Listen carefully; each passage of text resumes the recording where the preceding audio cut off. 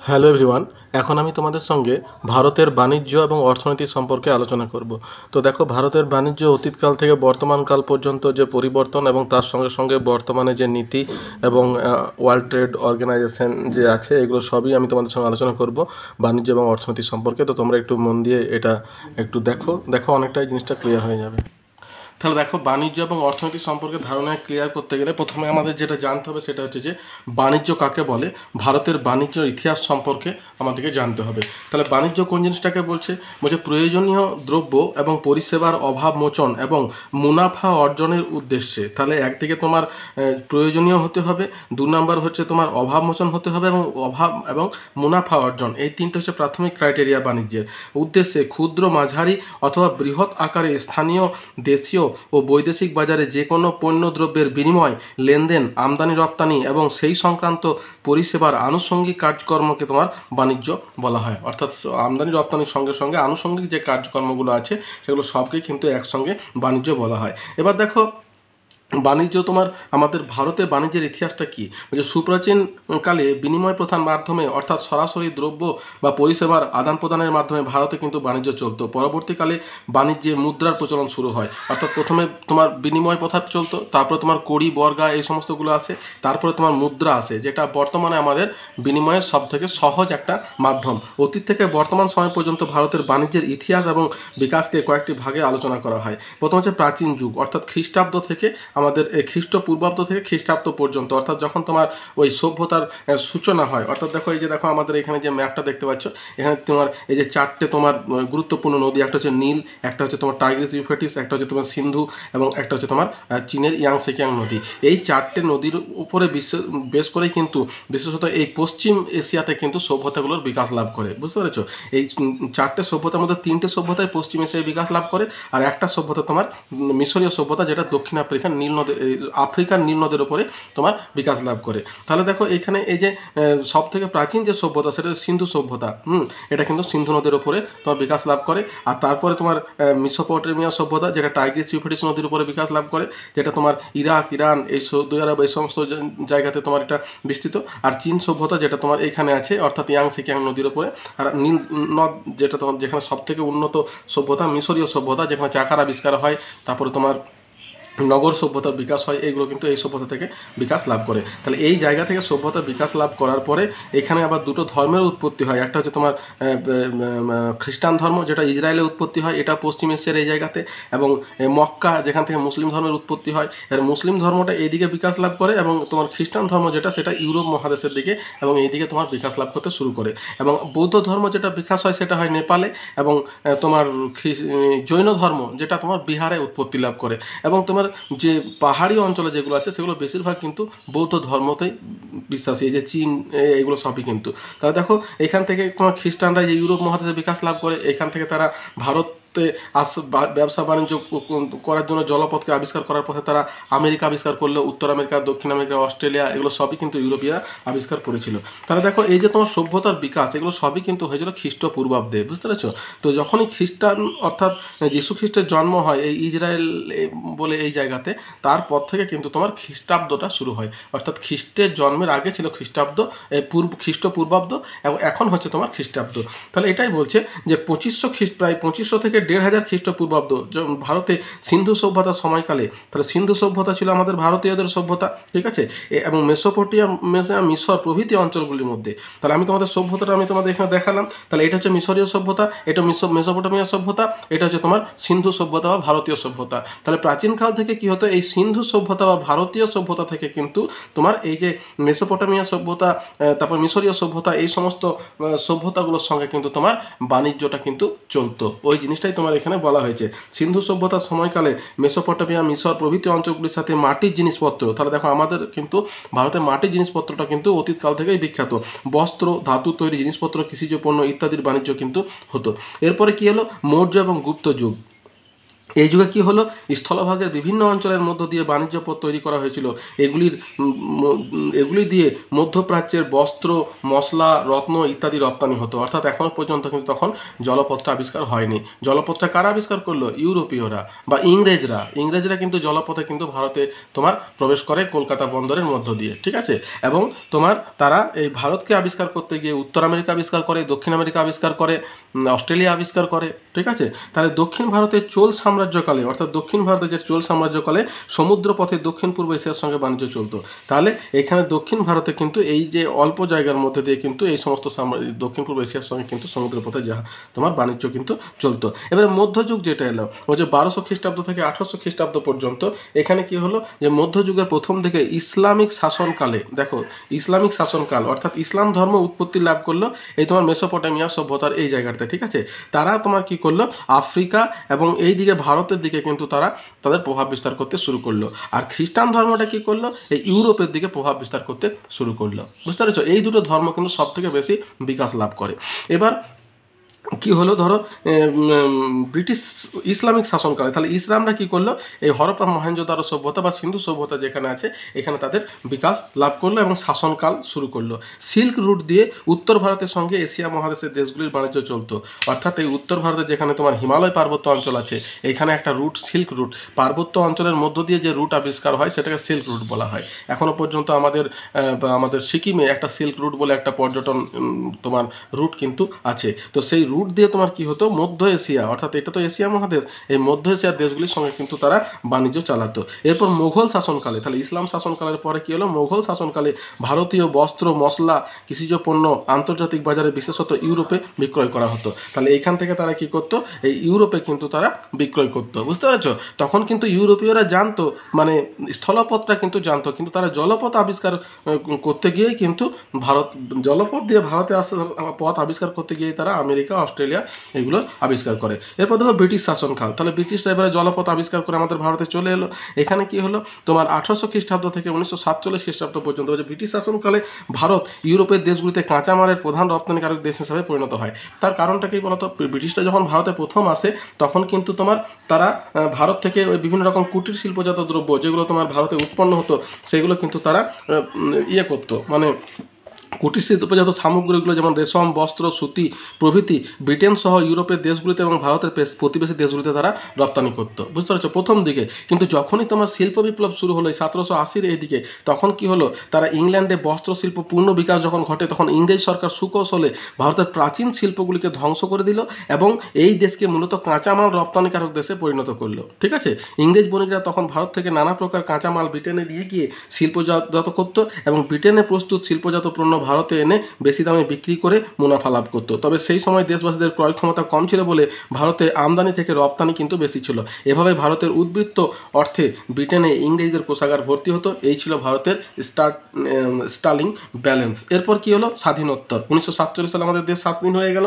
স্বাধীনোত্তর কালে কি হলো গো, স্বাধীনতার পর থেকে 1980 এর দশক পর্যন্ত দেশীয় পণ্য উৎপাদন, রপ্তানি বাণিজ্য বৃদ্ধি, আমদানি হ্রাস এবং আমদানির পরিবর্তিত দ্রব্য উৎপাদনের উপর বেশি নজর দেওয়া হয়। 2 নম্বর কি হলো, 90-এর দশকে, মানে 1990-এর দশকে কি হলো, তোমার উদার অর্থনৈতিক গ্রহণের মাধ্যমে বিশ্ববাজারে রপ্তানি বাণিজ্যের উন্নতির সঙ্গে সঙ্গে বিদেশি পণ্যের জন্য ভারতের দেশীয় বাজার উন্মুক্ত করে দেওয়া হয়। ফলস্বরূপ বাণিজ্যের উন্নতি ঘটে এবং সবশেষে বর্তমান ভারতে কি হচ্ছে, বস্ত্র, ওষুধ, অটোমোবাইল, তথ্য প্রযুক্তি বাণিজ্যের প্রধানতম রপ্তানিকারক দেশ হিসাবে ভারত কিন্তু বিকাশ লাভ করে। তাহলে এই হচ্ছে তোমার বাণিজ্যের ডেফিনেশন এবং তার সঙ্গে সঙ্গে ভারতের বাণিজ্যের ইতিহাস। এরপর আমাদের যেটা আছে সেটা কি হলো, যে আমাদের ভারতে বাণিজ্যের গুরুত্বটা কি। তাহলে দেখো, বাণিজ্য যদি না করা হয় তাহলে কিন্তু কি বলতো, আমরা কিন্তু আমাদের প্রয়োজনীয় জিনিসগুলো পাবো না। তাহলে বাণিজ্যের গুরুত্বটা হচ্ছে এইটাই, যে আমাদের উদ্বৃত্তটার অন্য দেশ নেবে, অন্য দেশের তোমার উদ্বৃত্তটা বা যেটা প্রয়োজনীয় সেটা আমরা নেব। তাহলে গুরুত্বটা কি, প্রথমে হচ্ছে ঘাটতি পূরণ। তাহলে দেখো, বাণিজ্যের ঘাটতি বলতে মোট রপ্তানি এবং আমদানির পার্থক্য বোঝায়। কোনো অঞ্চলে বা দেশে দ্রব্যের উদ্বৃত্ত হার মেটানো হয় বাণিজ্যের মাধ্যমে। ঠিক আছে? এবার আমদানি এবং রপ্তানি কি বলছে, ব্যবসা বাণিজ্যের মাধ্যমে যেমন আমদানি করে কোনো অঞ্চলের ঘাটতি পূরণ করা হয়, তেমনি উদ্বৃত্ত দ্রব্য রপ্তানি করেও অন্য স্থলে পাঠানো হয়। আর কি কর্মসংস্থান বৃদ্ধি। কর্মসংস্থান বৃদ্ধি হচ্ছে বাণিজ্যের মাধ্যমে বহু নতুন জীবিকার উদ্ভব ঘটে, যার ফলে প্রচুর কর্মসংস্থানের সৃষ্টি হয়।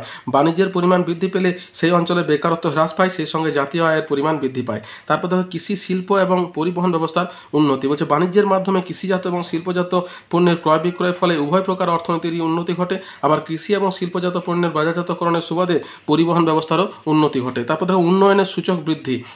বলছে বাণিজ্যের মাধ্যমে অর্থনৈতিক উন্নয়ন সূচক নির্ধারণ করা হয়। এছাড়া কোনো দেশের জিডিপি বৃদ্ধির হারেও বাণিজ্যের অবদান রয়েছে, তাই বাণিজ্যকে উন্নয়নের সূচক কিন্তু বলা হয়। চাহিদা বৃদ্ধি।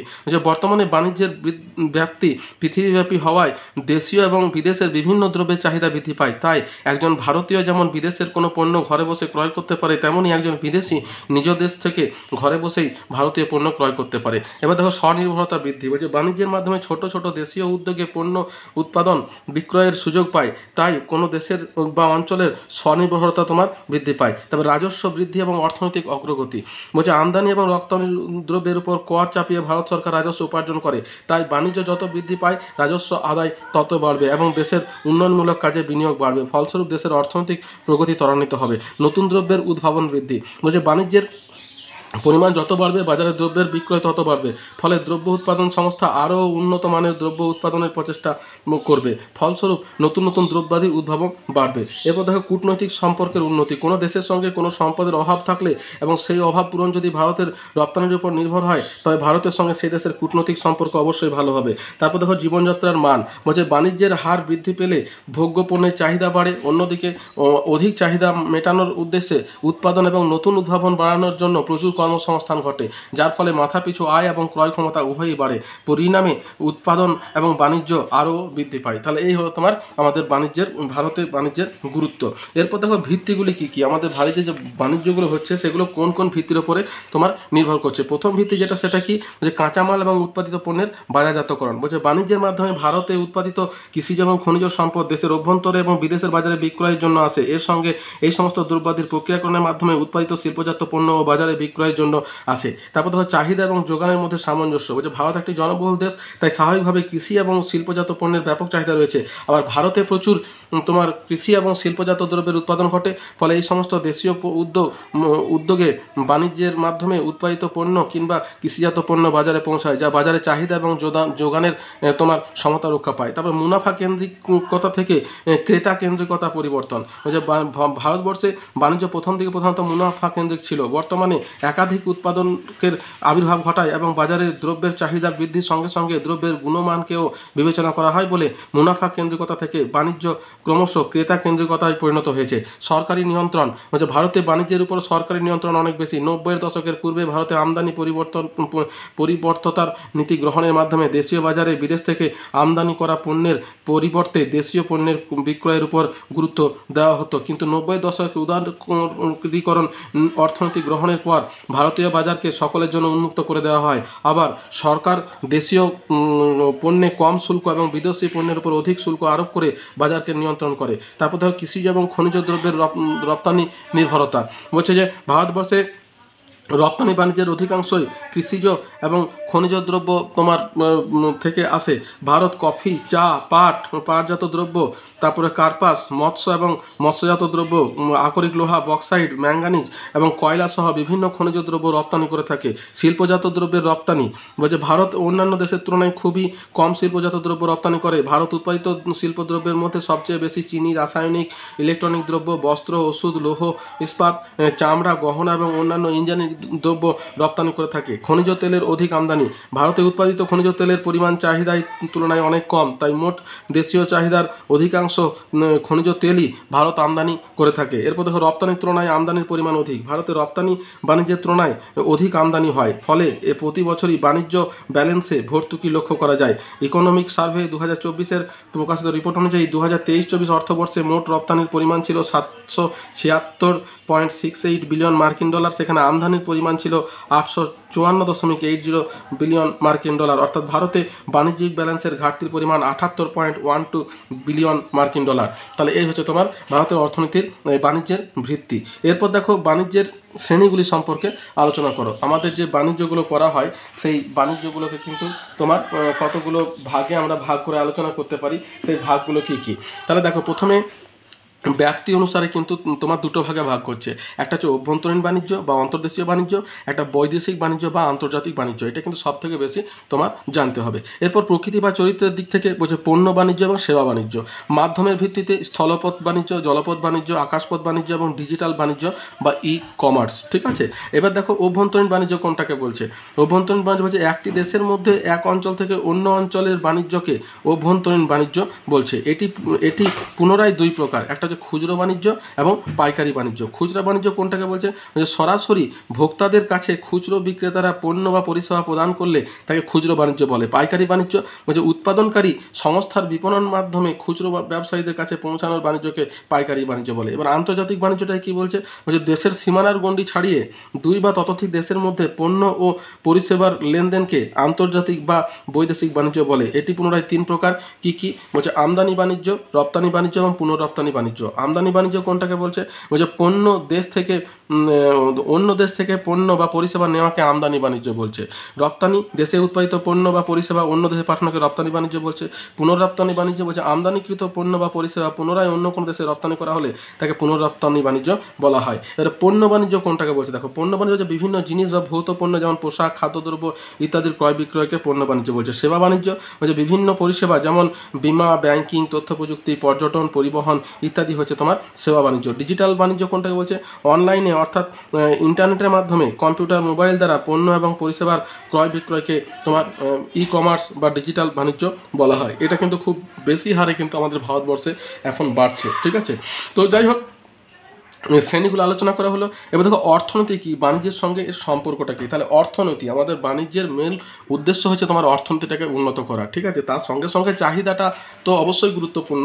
তো দেখো অর্থনীতি কোন জিনিসটাকে বলছে, অর্থনীতি হলো একটি অঞ্চল বা দেশের সম্পদের তথা পণ্য এবং পরিষেবার উৎপাদন, বন্টন এবং ব্যবহারের ব্যবস্থা। অর্থাৎ এটা হচ্ছে একটা ব্যবস্থা যেখানে তথ্য, পণ্য, পরিষেবার উৎপাদন এবং বন্টন এবং ব্যবহারের করা হয়ে থাকে।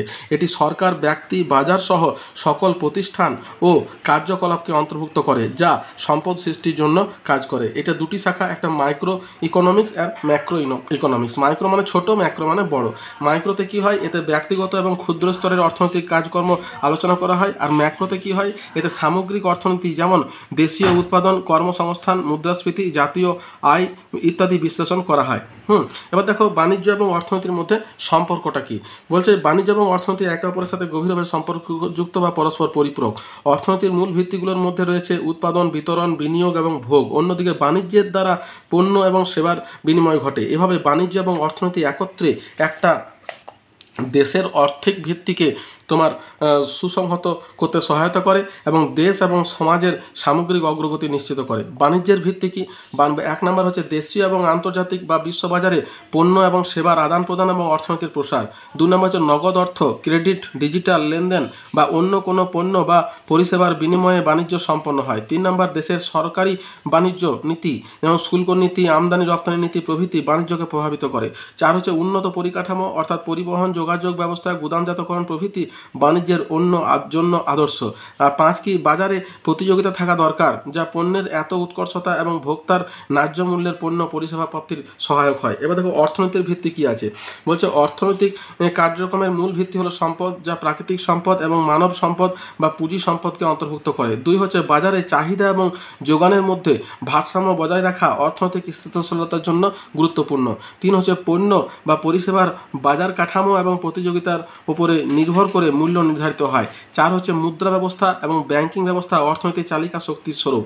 আর পাঁচ হচ্ছে দক্ষ শ্রম এবং পরিচালন ব্যবস্থা উৎপাদনশীলতা অর্থনীতিকে প্রসারিত করে। এবারে বাণিজ্য এবং অর্থনীতির গুরুত্ব দেখো, এর গুরুত্ব কী আছে। প্রথম হচ্ছে অর্থনৈতিক প্রবৃদ্ধি, যে বাণিজ্য এবং অর্থনীতির ফলে পণ্য এবং পরিষেবা বৃদ্ধি পায় যা দেশের মোট অভ্যন্তরীণ উৎপাদন জিডিপিকে বৃদ্ধি করে। কর্মসংস্থান, বাণিজ্য এবং অর্থনীতির প্রসারে বহু মানুষের কর্মসংস্থান হয়। তারপরে যে বিশেষায়ন এবং উদ্ভাবন, যে বাণিজ্যিক উন্নতির বিশেষায়নে সাহায্য করে এবং নতুন পণ্য বা পরিষেবা সৃষ্টিতে সহায়ক হয়। তারপর দেখো আন্তর্জাতিক সম্পর্ক, যে বৈদেশিক বাণিজ্য এবং এরপর দেখো আমাদের যেটা আলোচনা করতে হবে সেটা হচ্ছে যে ভারতের আমদানি এবং রপ্তানিজাত দ্রব্যগুলি কী কী।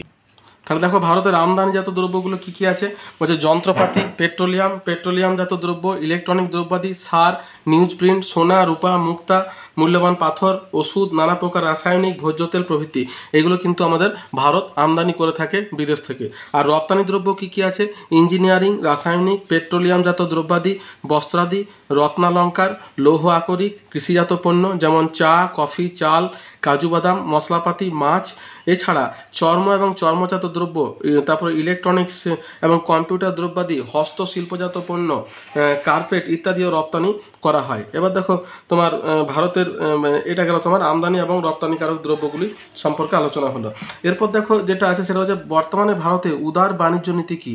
তাহলে দেখো এই তোমার উদার বাণিজ্য নীতির মাধ্যমে কী হয়েছে কিন্তু বলতো, আমাদের ভারতে কিন্তু মানে বিদেশের সঙ্গে বাণিজ্য করাটা বা ভারতের সঙ্গে বাণিজ্য করাটা সহজ হয়েছে। তো এইটা না নিলে কিন্তু তোমার কী বলতো, ভারত অনেক জিনিস থেকে কিন্তু পিছিয়ে থাকতো। তাহলে উদার বাণিজ্য নীতি বলছে রপ্তানি ভিত্তিক শিল্পগুলির ক্ষেত্রে আমদানির বিধিনিষেধ এবং শুল্ক হ্রাস, আমদানি শুল্ক পুনর্গঠন, পরিকাঠামো সৃষ্টি, রাজ্য সরকারগুলির কার্যকরী যোগদান ও আমলাতান্ত্রিক জটিলতা হ্রাস ইত্যাদি উদার নীতি গৃহীত হয়েছে।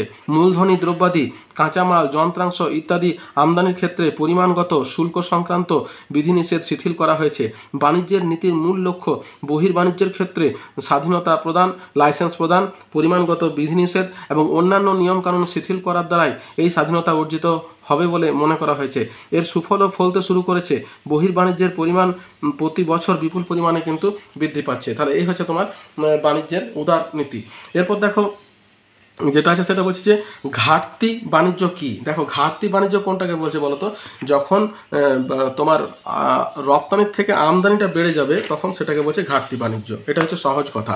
দেখো ঘাটতি বাণিজ্য কোনটাকে বলছে, বলছে যে যদি কোনো দেশে রপ্তানি আয়ের তুলনায় আমদানি ব্যয় বেশি হয় তখন তাকে ঘাটতি বাণিজ্য বা নেতিবাচক বাণিজ্য বা নেগেটিভ ব্যালেন্স ট্রেড বলা হয়। কারণ কি, যে সমস্ত কারণগুলির জন্য ঘাটতি বাণিজ্য দেখা যায় তা হলো, প্রথম হচ্ছে আমদানি বৃদ্ধি, প্রচুর পরিমাণে কাঁচামালের আমদানি বৃদ্ধি ঘটলে বাণিজ্য ঘাটতি বাণিজ্য ঘটে। মুদ্রাস্ফীতি, যে মুদ্রাস্ফীতি ঘটলে বিদেশের বাজারে কোনো দেশের পণ্য বিক্রয় তথা রপ্তানিতে অসুবিধা হয়। 3 নম্বর হচ্ছে রপ্তানি বাণিজ্যের স্বচ্ছতা, অর্থাৎ রপ্তানি বাণিজ্যের পরিমাণ হ্রাস পেলে ঘাটতি বাণিজ্য ঘটে। এবার পেট্রোলিয়াম দ্রব্যের দাম বৃদ্ধি, বলছে পেট্রোলিয়ামজাত দ্রব্যের আমদানি ব্যয় বৃদ্ধি পাওয়ায় বাণিজ্যের ঘাটতি ঘটে। তারপরে সুসম্পর্কের অভাব। এবার সুবিধাগুলি কী কী আছে বলতো, বলছে ঘাটতি বাণিজ্যের কারণে যে সমস্ত সুবিধাগুলি পাওয়া যায় সেগুলি কি, দেশের মানুষের খাদ্যের যোগান অব্যাহত থাকে, প্রত্যক্ষ বিদেশি বিনিয়োগ বৃদ্ধি পায়, সারা পৃথিবীব্যাপী সম্পদের পরিমাণের বৃদ্ধি ঘটে। আর অসুবিধা কি, বলছে উন্নয়নশীল দেশে আমদানি দ্রব্যের পরিমাণ বৃদ্ধি পায়। 2 হচ্ছে দেশে ক্ষুদ্র শিল্পের অবনতি ঘটে। 3 নম্বর হচ্ছে আউটসোর্সিংয়ের পরিমাণ বৃদ্ধি পায়। আর 4 হচ্ছে কোনো দেশ তার সম্পদের অধিকার হারায়। আর 5 হচ্ছে দেশীয় মুদ্রার মূল্যের অবনমন ঘটে। এগুলোকে নিয়ন্ত্রণ করতে গেলে কী করতে হবে, রপ্তানি বৃদ্ধি এবং আমদানি হ্রাস করতে হবে, রপ্তানিকারীদের সুবিধা দান করতে হবে, দীর্ঘকালীন সময়ে বৈদেশিক ঋণদান গ্রহণ করতে হবে, পরিকাঠামোগত সংস্কার সাধন করতে হবে এবং বিনিময় নিয়ন্ত্রণ করা ইত্যাদি। তাহলে এই হচ্ছে তোমার বাণিজ্য ঘাটতি। এরপর দেখো আমাদের কতগুলো এই বাণিজ্য ঘাটতির গুরুত্ব সবই আমরা জানলাম বা সুযোগ সুবিধা। এরপর দেখো আমাদের যেটা জানতে হবে কতগুলো ছোট ছোট জিনিসগুলো সম্পর্কে আমাদের জানতে হবে এই বাণিজ্যের সঙ্গে যুক্ত যে সমস্ত কথাগুলো, সেই বাণিজ্যের কথাগুলো সম্পর্কে তাদের ছোটোখাটো কিছু ডেফিনেশন আছে, সেগুলো সম্পর্কে আমরা এবার জানবো। তো প্রথম যেটা আছে সেটা হচ্ছে ডাম্পিং। ডাম্পিং কোন জিনিসটাকে বলছে, ডাম্পিং হলো তোমার এমন একটি বাণিজ্যিক কৌশল যার দ্বারা কোনো একটি উৎপাদক সংস্থা বা দেশ বাজারে স্বাভাবিক মূল্য অপেক্ষা কম দামে, ঠিক আছে, এই স্বাভাবিক মূল্য অপেক্ষা কম দামে যখন দেবে তখন সেটাকে বলছে ডাম্পিং। কোনো পণ্য বা পরিষেবা বিক্রয় করে বাজারে আধিপত্য কায়েম করে।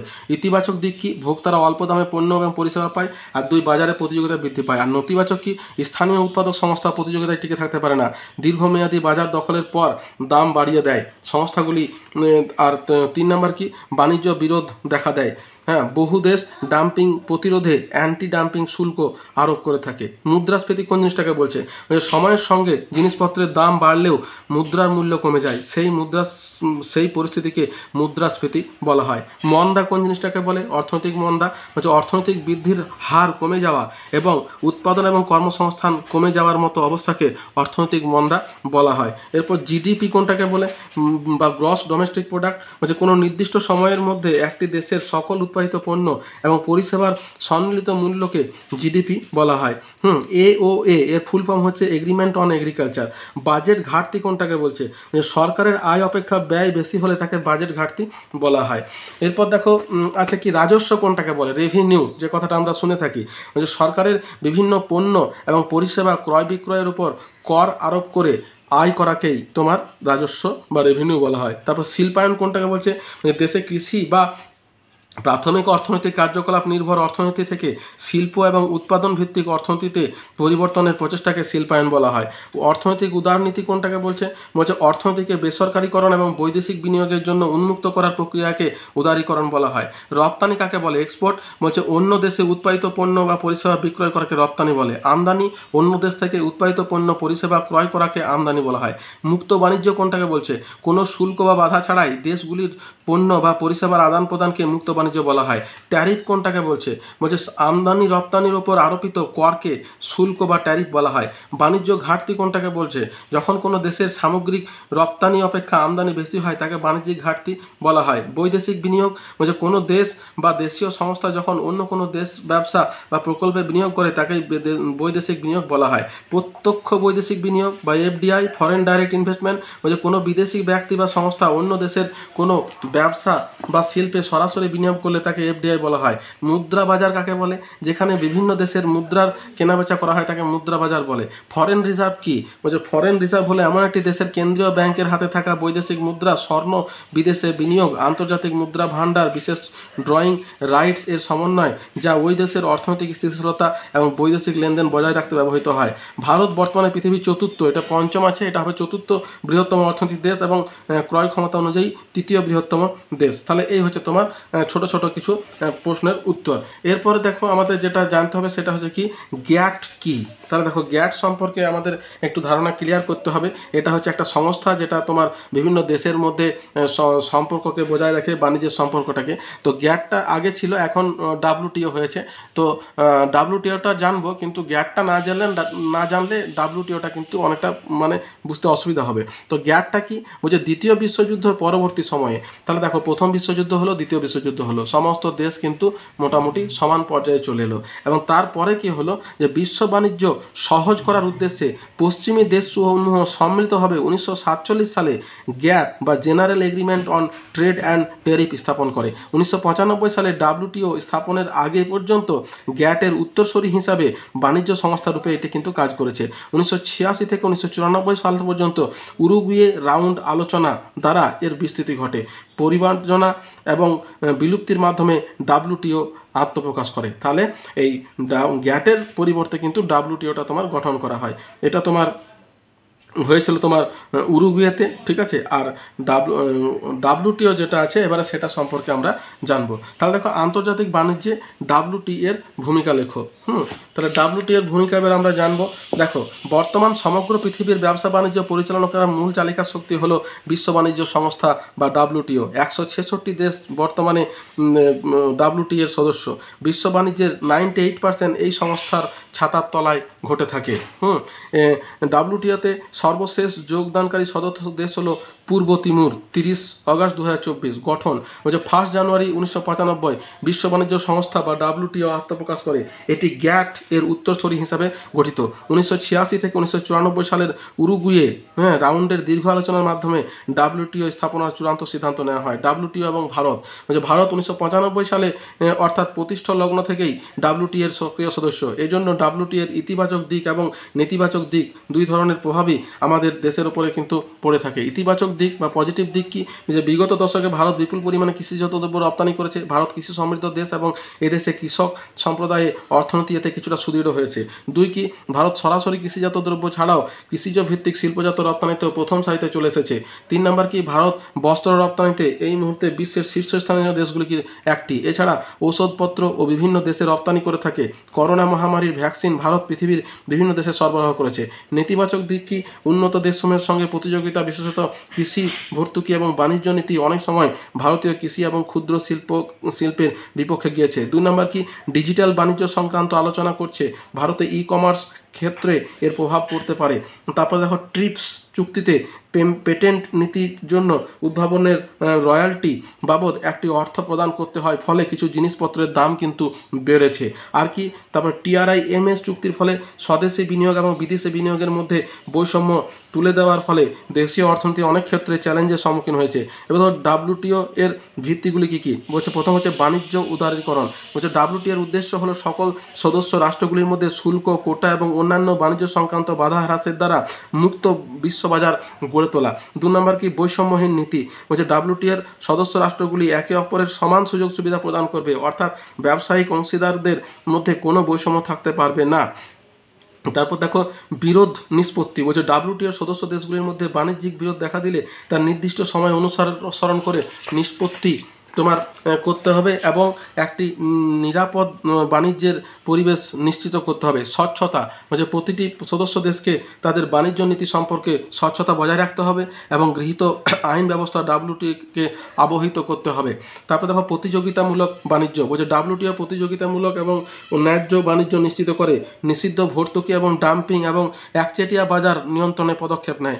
আর 6 নম্বর কি, উন্নয়নশীল দেশগুলির বিশেষ সুবিধা। বলছে উন্নয়নশীল দেশগুলিতে বিশেষত বিশ্ব বাণিজ্য নিজেদের অবস্থান মেলে ধরতে পারে, তার ফলে শুল্ক, প্রযুক্তিগত সাহায্য, দীর্ঘমেয়াদী ছাড় দেওয়ার জন্য কিছু বিশেষ সুবিধা কিন্তু প্রদান করে। আর জাতীয় আচরণ নীতি, যে WTO নিয়ম অনুসারে এর সদস্য দেশ অভ্যন্তরীণ বাজারে দেশীয় এবং বিদেশি পণ্যের প্রতি সমান আচরণ করবে বা সমান সুযোগ সুবিধা প্রদান করবে। এই হচ্ছে তোমার WTO-র নীতি। এবার WTO-র ভূমিকা কী, বলছে আন্তর্জাতিক বাণিজ্য এবং নীতি প্রণয়নে বাস্তবতা। বলছে WTO আন্তর্জাতিক বাণিজ্যের সাধারণ নিয়ম তৈরি করে এবং সদস্য দেশগুলির সমান সুযোগ সুবিধা নিশ্চিত করে এবং শুল্ক এবং অন্যান্য বাণিজ্যিক বাধা দূর করে মুক্ত বাণিজ্য উৎসাহ প্রদান করে।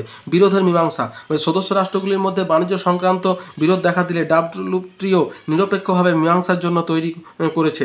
তারপরে দেখো ডিসপিউট সেটেলমেন্ট বডি তৈরি করেছে। দেখো তারপরে বৈশ্বিক অর্থনীতির স্থিতিশীলতা বজায় রাখা। অর্থনৈতিক সংকট এবং বাণিজ্য যুদ্ধ এড়াতে WTO সদর্থক ভূমিকা গ্রহণ করে। সদস্য দেশগুলির মধ্যে বাণিজ্য সম্পর্ক মজুত করা এবং বিশ্ব অর্থনীতির স্থিতিশীলতা বজায় রাখতে এই সংস্থা সর্বদা সচেষ্ট থাকে। আর উন্নয়নশীল দেশগুলির সহায়তা, উন্নয়নশীল দেশগুলিকে সক্রিয়ভাবে বিশ্ব বাণিজ্যে অংশগ্রহণ করানোর জন্য দীর্ঘমেয়াদী বাণিজ্য ছাড় এবং প্রযুক্তিগত সহায়তা এবং প্রশিক্ষণ প্রদান ইত্যাদিতে সাহায্য করে। আর বিনিয়োগ উদ্ভাবনের উৎসাহ, নতুন প্রযুক্তি এবং উদ্ভাবনের জন্য WTO সর্বদা সচেষ্ট থাকে। এর গৃহীত নীতিমালা এবং বাণিজ্য বান্ধব পরিবেশ বিনিয়োগকারীদের জন্য আকর্ষণীয়। WTO সদর দপ্তর কোথায়, সুইজারল্যান্ডের রাজধানী জেনেভাতে কিন্তু এটা অবস্থিত। তাহলে এই গেল তোমার WTO-র ভূমিকা। এরপর আমাদের যেটা জানতে হবে সেটা হচ্ছে যে টিকা লেখো সেজ স্পেশাল ইকোনমিক জোন কোন জিনিসটাকে বলে। এটা কিন্তু একটা গুরুত্বপূর্ণ। স্পেশাল ইকোনমিক জোন মানে ওখানে তোমার বিশেষ কিছু ছাড় থাকে ওই তোমার ট্যারিফের ক্ষেত্রে। তো দেখো সেজ কোনটাকে বলছে, স্পেশাল ইকোনমিক জোন বলছে যে দেশের মধ্যে বিশেষভাবে চিহ্নিত এক বা একাধিক ভৌগোলিক অঞ্চল যেখানে বিভিন্ন শিল্প এবং বাণিজ্যিক উদ্যোগগুলির পরিচালনা সংক্রান্ত আইন কানুন রীতিনীতি দেশের অন্যান্য অংশের থেকে সম্পূর্ণ আলাদা এবং অনেক বেশি উদার এবং উন্মুক্ত, তাদের বিশেষ অর্থনৈতিক অঞ্চল বা স্পেশাল ইকোনমিক জোন বলা হয়। প্রেক্ষাপট কি, বলছে চীনের গুয়াংডং প্রদেশে এমন এক বীজ বপন হলেও 1965 সালে ভারতের গুজরাটের কান্ডালায় EPZ বা এক্সপোর্ট প্রসেসিং জোন নামে এটি স্থাপিত হয়। 2000 সালে আমদানি রপ্তানি নীতি গঠনের মাধ্যমে EPZ-কে সেজে রূপান্তরিত করা হয়। উদাহরণ হচ্ছে বিশ্বে বর্তমানে 5400টি সেজ রয়েছে, যার 1000টি গঠন হয়েছে শেষ 5 বছরে। বর্তমানে ভারতে 439টি সেজ গঠনের প্রস্তাব রয়েছে, যেমন কান্ডালা সেজ, কোচিন সেজ, ফলসা সেজ ইত্যাদি। বৈশিষ্ট্য কি, এখানে বিদেশি প্রত্যক্ষ বিনিয়োগ দেখা যায়। 2 হচ্ছে এগুলি সরকারি বেসরকারি যুগ্মভাবে গঠিত হতে পারে। 3 নম্বর হচ্ছে পণ্য উৎপাদন রপ্তানি বাজারের দিকে লক্ষ্য রেখে এটি করা হয়। 4 হচ্ছে এটি সম্পূর্ণভাবে বাজার নিয়ন্ত্রিত। উদ্দেশ্য কি, দেশের মোট জাতীয় উৎপাদন এবং রপ্তানি বাণিজ্য বৃদ্ধি করা, শিক্ষিত বেকারদের কর্মসংস্থানের সুযোগ বৃদ্ধি করা। 3 হচ্ছে পরিষেবার পরিকাঠামো উন্নয়ন করা। 4 হচ্ছে বহুজাতিক সংস্থাগুলিকে তোমার বিনিয়োগে উৎসাহিত করা। সীমাবদ্ধতা কি, ভূমি অধিগ্রহণ পর্যায়ে আঞ্চলিকভাবে নানা সমস্যার সৃষ্টি হয়। 2 হচ্ছে উন্নয়নশীল দেশে উর্বর জমি অধিগ্রহণ ঘটলে ভবিষ্যতে খাদ্য সংকট দেখা দেবে। আর 3 নম্বর হচ্ছে কর এবং শুল্ক মুক্ত হওয়ায় সরকারের রাজস্ব ঘাটতি কিন্তু হয়ে থাকে। দেখো আয়তনের ভিত্তিতে এই শ্রেণী একে 4টে ভাগে ভাগ করা হয়। একটা হচ্ছে বহু উৎপাদন, 2টি ক্ষেত্র বিশেষ, গুদামজাতকরণ এবং তথ্য গহনা এবং অচরাচর শক্তি ইত্যাদি। তাহলে এই হচ্ছে তোমার সেজের আয়তন, বহু উৎপাদনের ক্ষেত্রে আয়তন 1000 হেক্টর বা তার বেশি, একটি দুটি ক্ষেত্র বিশেষে তার 100 হেক্টর বা তার থেকে বেশি, গুদামজাত কর্মের ক্ষেত্রে 40 হেক্টর বা তার থেকে বেশি, এবং তথ্য প্রযুক্তি এবং গয়না অচরাচরিত শক্তির ক্ষেত্রে তোমার 10 হেক্টর বা তার বেশি। এই হলো তোমার ভারতের সেচের বন্টন। বলছে অনুমোদিত সেচ আছে 423টি, বিজ্ঞাপিত সেচ আছে তোমার নোটিফাইড 356টি, অর্থাৎ এটা অদূর ভবিষ্যতে হয়ে যাবে। আর অনুমোদিত সেচ ক্রিয়াশীল সেচ হচ্ছে 35টি, কর্মরত সেচ হচ্ছে 280টি। তাহলে এই গেল তোমার সেচ সম্পর্কে ভারতের তথ্য। এরপর দেখো আমাদের যেটা জানতে হবে ভারতীয় অর্থনীতির ভিত্তিগুলি কি। আমরা দেখো আমরা আগে ভারতের তোমার বাণিজ্যের ভিত্তিগুলো জেনেছিলাম, এবার অর্থনৈতিক ভিত্তিগুলি কী কী আছে সেটা আমাদেরকে জানতে হবে। দেখো এখানে প্রধানত 4টি অর্থনৈতিক ভিত্তি বলা হয়েছে। বলছে কৃষি নির্ভর অর্থনীতি। বলছে ভারতীয় অর্থনীতি প্রত্যক্ষভাবে কৃষি নির্ভর, জনসংখ্যার এক বিরাট অংশ কৃষির উপর নির্ভরশীল, কিন্তু জাতীয় আয়ের 5/1 আসে তোমার কৃষি থেকে। এবার দেখো মিশ্র অর্থনীতি। বলছে ভারতের অর্থনৈতিক ব্যবস্থা মিশ্র অর্থনীতির বৈশিষ্ট্য বহন করে। এই ধরনের অর্থনীতিতে সমস্ত ক্ষেত্রে সরাসরি সরকার নিয়ন্ত্রণ না থাকলেও কিছু কিছু ক্ষেত্রে সরকারি নিয়ন্ত্রণ কিন্তু রয়েছে। অর্থাৎ উদার অর্থনীতি। যে 1990-এর দশকে ভারত সরকার উদার অর্থনীতি গ্রহণ করে। উদার অর্থনৈতিক নীতি হলো এমন একটি নীতি যেখানে কোনো দেশের সমস্ত অর্থনৈতিক ক্রিয়াকলাপের উপর রাষ্ট্রের নিয়ন্ত্রণ কমিয়ে ফেলা হয় এবং বিদেশি বিনিয়োগকে উৎসাহ দিয়ে দেশীয় বাজারকে সারা বিশ্বে উন্মুক্ত করে দেওয়া হয়। দ্বৈত অর্থনীতি। বলছে ভারতীয় অর্থনীতির পরিকাঠামো বেশ কিছু অংশ অত্যন্ত প্রাচীন, অনুন্নত এবং জরাজীর্ণ, আবার বেশ কিছু অংশ অত্যাধুনিক। এই ধরনের অর্থনীতিকে দ্বৈত অর্থনীতি বলা হয়। তাহলে এই গেল তোমার ভারতীয় অর্থনীতির ভিত্তি। এরপর দেখো ভারতীয় অর্থনীতির বৈশিষ্ট্যগুলি কী কী। প্রথম হচ্ছে যে স্বল্প মাথাপিছু আয়, অর্থাৎ মাথাপিছু আয়টা কিন্তু আমাদের ভারতে কম। হ্যাঁ, অনুন্নত কৃষি ব্যবস্থা। তার 3 নম্বর হচ্ছে পরিষেবা ক্ষেত্রের অভাব। বলছে কৃষিভিত্তিক অর্থনীতি হলেও ভারতের জিডিপির অধিকাংশই আসে পরিষেবা ক্ষেত্র থেকে, তাহলে পরিষেবা ক্ষেত্রের প্রভাবটা কিন্তু বেশি। মুদ্রাস্ফীতি। বলছে ক্রমাগত অর্থনৈতিক মন্দা এবং বিশ্ববাজারে ডলারের সাপেক্ষে ভারতীয় মুদ্রার পতন, নানা কারণে ভারতের মুদ্রাস্ফীতি লক্ষ্য করা যায়। তারপর দেখো বাণিজ্যিক ব্যালেন্সের ঘাটতি। বলছে কোনো আমদানি এবং রপ্তানির পার্থক্যকে বাণিজ্যিক ব্যালেন্সের ঘাটতি বলা হয়। বাণিজ্যিক ব্যালেন্সের ঘাটতি ভারতীয় অর্থনীতির একটা অন্যতম বৈশিষ্ট্য। তারপর দেখো জনসংখ্যা বৃদ্ধির উচ্চ হারের সঙ্গে বেকারত্ব বৃদ্ধি পাওয়া, অর্থাৎ জনসংখ্যা যত বাড়ছে বেকারত্ব তত বাড়ছে।